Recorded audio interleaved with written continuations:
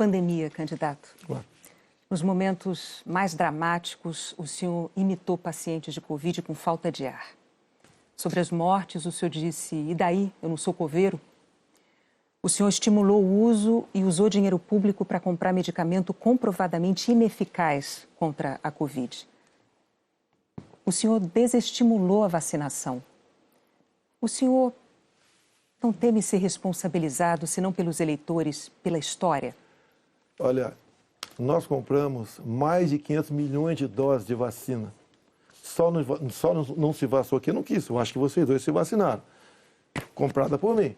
E em tempo bem mais rápido que outros países, que isso não tinha no mercado. Não poderia eu, num primeiro momento, por exemplo, falar que devíamos assinar certos contratos, como por exemplo com a Pfizer, onde a Pfizer não garantia a entrega da vacina. A primeira vacina no mundo foi dada em dezembro de 2020. Em janeiro, nós já estávamos vacinando no Brasil. Então, fizemos a nossa parte.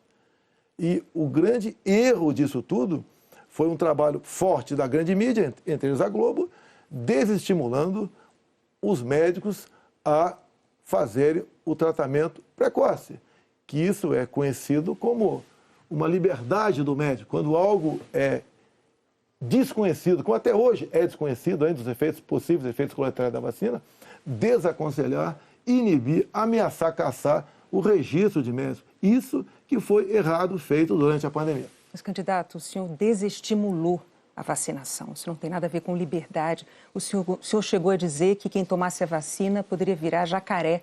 Mas o senhor associou a vacinação ao vírus da AIDS. E mais, quanto às vacinas, a Pfizer esperou 93 dias por uma resposta quando a empresa procurou o governo para tratar de vacina. A Coronavac, o senhor desautorizou o ministro e chegou a suspender a compra da vacina. Não houve suspensão da minha parte. A questão da Pfizer. No contrato da Pfizer estava escrito: não nos responsabilizamos por qualquer efeito colateral. Outra coisa, a Pfizer não apresentou quais seriam os possíveis efeitos colaterais. Eu usei uma figura de linguagem: jacaré. Figura de linguagem? Sim. Você acha que é o caso de brincadeira? Não é brincadeira isso. Isso faz parte da literatura portuguesa. Então, brincadeira é, num momento difícil para o Brasil, a imprensa desautorizar os médicos pela sua liberdade de clinicar. Esse foi o grande problema. E outra coisa, eu não errei nada do que eu falei. Eu falei no início da pandemia que nós devíamos tratar dos idosos, pessoas com comorbidade, e o resto da população trabalhar. Isso eu falei e não errei. Hoje, muitos países já falam que o lockdown foi um erro, que as pessoas se contaminavam muito mais em casa do que nas ruas. E outra coisa, se falava em fazer o que o lockdown? Lockdown 1 mês, 2 meses no máximo para achatar a curva. Durou mais de 1 ano o lockdown. E até hoje continua gente falecendo por Covid. Ou seja, o lockdown serviu sim para atrapalhar a nossa economia e contaminar mais pessoas ainda em casa. Candidato, mas as medidas socioeconômicas importantíssimas, elas foram adotadas por governos no mundo inteiro justamente para sustentar o fique em casa no pico da pandemia, fique em casa se puder. Para que as pessoas pudessem proteger a própria vida e, ao mesmo tempo, receber um amparo econômico. Para evitar o colapso dos hospitais, aliás, como nós vimos em Manaus. Pessoas morrendo com falta de oxigênio por um erro de logística e gestão do seu ministro da Saúde. Negativo. Menos de 48 horas estavam chegando já cilindros lá em Manaus. Lá foi uma coisa atípica, anormal, que aconteceu de uma hora para outra. Menos de 48 horas, cilindros começaram a chegar em Manaus de alguns pontos do Brasil. Fizemos a nossa parte em Manaus. Não faltou da nossa parte recursos bilionários para governadores e prefeitos enfrentarem a Covid, construírem hospitais de campanha. Então fizemos a nossa parte. Raro país do mundo que fez algo melhor do que nós fizemos.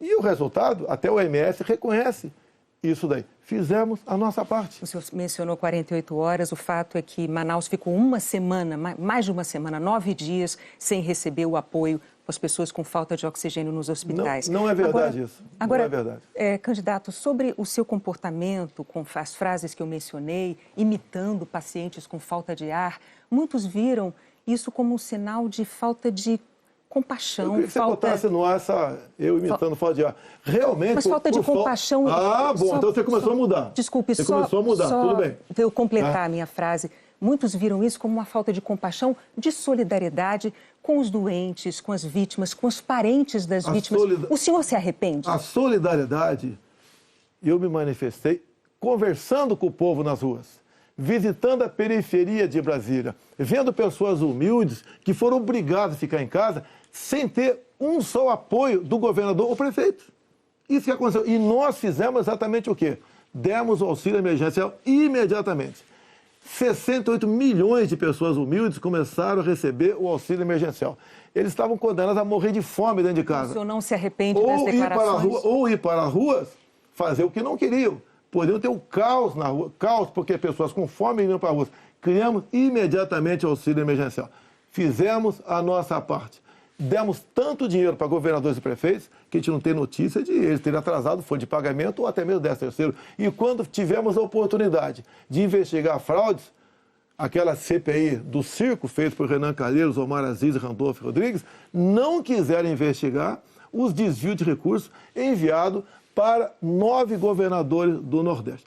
Fizemos a nossa parte e tratei com muita seriedade essa questão. Agora, não adotei o politicamente correto. Não estimulei. Inclusive, o que eu falei é que quando foi decidido o que era essencial, o trabalho essencial, eu falei, deve ser todo aquele necessário para o homem ou a mulher levar o pão para dentro de casa. A própria MS concordou comigo nessa questão. Então o senhor chama isso de politicamente incorreto? O senhor não se arrepende do seu comportamento, das frases que fez, imitando pessoas com falta de ar, como solidariedade com as famílias que sofreram? Você acabou de falar que eu não imitei falta de ar e voltou a falar em falta de ar novamente. Você voltou a falar em falta de ar novamente. 700 mil mortos. A minha pergunta é muito específica. O senhor se arrepende disso? Lamento as mortes.